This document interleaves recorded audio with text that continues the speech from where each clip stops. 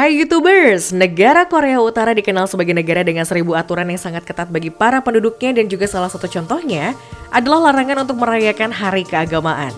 Selain itu, para penduduk juga tidak boleh memakai celana jeans, tidak ada internet, bahkan hanya ada 4 stasiun TV yang ada di saluran TV negara tersebut. Bukan itu saja, masih banyak larangan lain yang mungkin membuat warganya tidak betah dan memilih untuk meninggalkan negara tersebut. Namun siapapun yang ingin meninggalkan Korea Utara harus mendapatkan izin ketat dari pemerintah dan hal tersebut biasanya terbatas. Pemerintah Korea Utara sendiri tidak akan mengizinkan warga biasa untuk meninggalkan negara tersebut karena alasan yang tidak masuk akal. Jika sampai kabur dan berhasil tertangkap, maka orang tersebut akan mendapatkan hukuman yang sangat berat.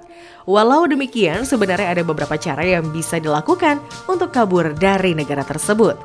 Dan berikut adalah daftar cara paling cerdas untuk dapat kabur dari Korea Utara. Tapi sebelum masuk ke daftar, di bawah video ini ada tombol subscribe atau tombol berlangganan. Kalau kalian suka dengan konten-konten daftar 5, kalian bisa menekan tombol itu untuk berlangganan video atau konten daftar 5. Dan ini gratis. Oke, lanjut. Zona demilitarisasi. Di semenanjung Korea, yaitu zona demilitarisasi atau DMZ adalah wilayah yang memisahkan Korea Utara dengan Korea Selatan. Diketahui bahwa panjang wilayah ini sekitar 240 km dan sangat diperkuat di kedua sisinya. Hal tersebut dikarenakan kedua negara menyimpan kontingen besar pasukan di sana. Pelarian melalui wilayah ini sangat berbahaya bagi para warga sipil karena ada beberapa ranjau darat di seluruh wilayah tersebut dan juga tentara Korea Utara yang siap menembak mereka dari kejauhan. Ironisnya adalah bahwa tentara Korea Utara yang seharusnya menjaga bagian perbatasan justru pernah mengambil rute pelarian ini dengan selamat di masa lalu. Diketahui bahwa Korea Selatan biasanya memberikan kewarganegaraan kepada para pembelot Korea Utara.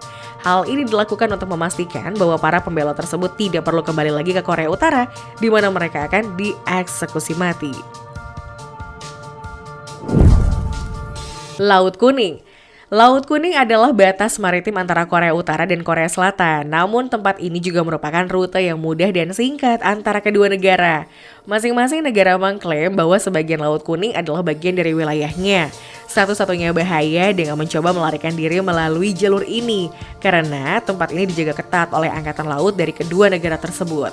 Angkatan Laut Korea Utara tidak akan ragu untuk membunuh atau menangkap pembelot manapun yang mencoba melewati tempat ini tanpa izin.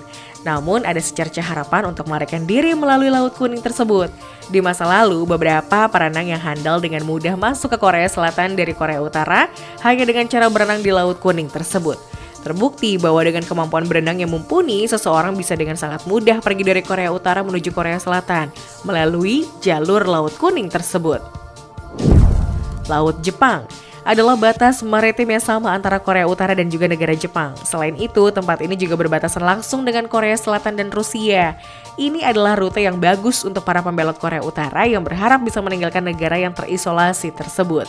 Namun ada beberapa kesulitan bagi para pembelot yang mencoba melarikan diri melalui jalur ini. Kesulitan utama ketika seorang pembelot melarikan diri adalah ia memerlukan sebuah kapal untuk berhasil menyeberang ke Jepang atau Korea Selatan. Selain itu, perjalanan ke salah satu negara tersebut melalui Laut Jepang ini juga sangat panjang. Namun ada harapan bagi orang-orang yang ingin melarikan diri dari rute ini, seperti beberapa orang telah berhasil melakukan hal tersebut di masa lalu. Alih-alih mendeportasi para pembelot yang berasal dari Korea Utara, Jepang justru memberi mereka kesempatan untuk melanjutkan perjalanan mereka ke Korea Selatan dengan aman. Perbatasan Korea Utara, China. Beberapa pembelot dari Korea Utara telah mengambil keuntungan dari perbatasan antara negara mereka dengan China untuk melarikan diri dari tanah air mereka yang terisolasi dan represif tersebut. Diketahui bahwa untuk melakukan perjalanan dari Korea Utara ke China dengan selamat, seorang pembelot harus berkolaborasi dengan orang China atau seseorang yang mengenal rute tersebut agar terhindar dari pendeteksian yang dilakukan oleh patroli perbatasan China. Kabar buruknya adalah bahwa China sangat bermusuhan dengan para migran dari Korea Utara. Diketahui bahwa pihak China bekerja sama dengan pihak Korea Utara dalam masalah ini dan mereka sering mendeportasi pembelot ke tanah air mereka, di mana para pembelot tersebut akan menghadapi eksekusi atau pemenjaraan di kamp kerja paksa. Tim Olimpiade. Meskipun Korea Utara disebut sebagai negara yang terisolasi, namun negara tersebut diketahui memiliki tim Olimpiade seperti halnya negara-negara lain di dunia. Diketahui bahwa menjadi anggota dari tim Olimpiade Korea Utara adalah situasi yang bagus. Selain memungkinkan atlet untuk menikmati fasilitas sebuah negara demokratis, keanggotaan tim menghadirkan kesempatan besar untuk kabur dari negara tersebut. Pemerintah Korea Utara menghargai mereka yang memenangkan medali, tapi menghukum atlet dan juga pelatih tidak bisa meraih apa-apa dalam ajang tersebut. Meskipun semua atlet Korea Utara dimonitor secara ketat selama kompetisi internasional, namun pelarian akan sangat mudah karena negara-negara yang menjadi tuan rumah Olimpiade biasanya adalah negara-negara demokratis. Tim sepak bola. Walaupun disebut dengan negara terisolasi, namun Korea Utara memiliki tim sepak bola yang lolos ke Piala Dunia 2010. Diketahui bahwa tim tersebut tidak memenangkan satu pertandingan pun di babak penyisihan grup. Setelah kebobolan 12 gol dalam 3 pertandingan, Korea Utara harus keluar dari turnamen tersebut.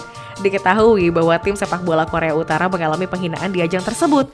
Bukan mendukung tim sepak bola tersebut, justru pemerintah Korea Utara menambahkan penghinaan untuk mempermalukan para pemain di sebuah acara publik yang diselenggarakan di Pyongyang. Kemudian pelatih tim sepak bola dipaksa keluar dari pekerjaannya dan dipindahkan ke industri konstruksi. Setelah acara tersebut, hampir tidak ada kabar baik yang keluar dari Korea Utara mengenai tim sepak bolanya.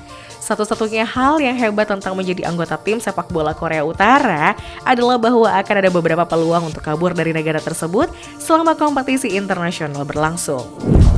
Misi ketenaga kerjaan asing.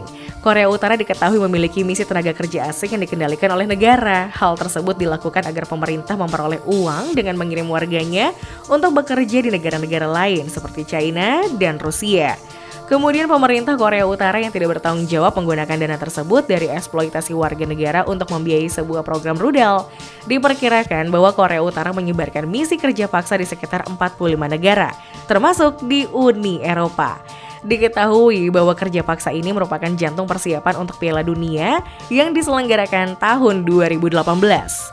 Kondisi kerja sangat buruk sehingga para pekerja Korea Utara sering meninggal di tempat. Namun baik posisi mata-mata maupun tentara tidak mengawasi para pekerja untuk mencegah mereka melarikan diri, dan ini memberi kesempatan bagi warga Korea Utara untuk pergi dan kabur dari negara tersebut. Air Koryo. Seperti yang sama-sama kita ketahui bahwa setiap negara memiliki maskapainya masing-masing, begitu juga dengan Korea Utara. Diketahui bahwa Korea Utara memiliki maskapai milik negara bernama Air Koryo. Hampir semua yang ditawarkan oleh negara ini buruk kecuali rudal dan senjata nuklirnya. Air Koryo juga dikenal dengan kualitas yang sangat buruk.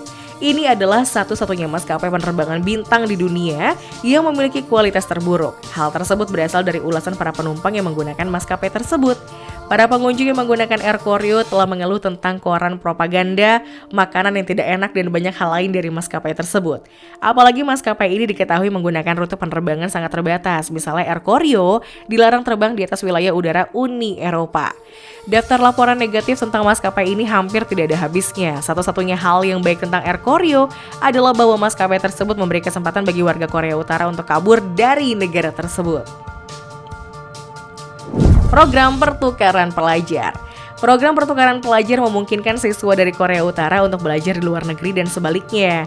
Setiap tahun, beberapa siswa meninggalkan China untuk belajar di Korea Utara.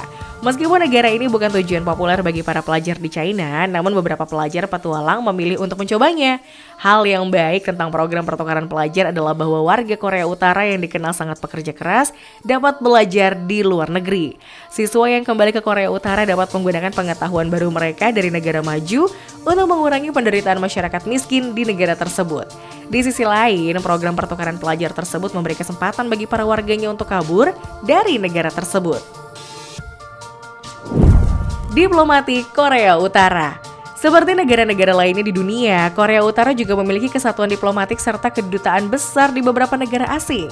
Meskipun Korea Utara mencoba meniru negara-negara yang sukses, secara praktis negara tersebut tidak mungkin menyembunyikan keadaan yang menyedihkan.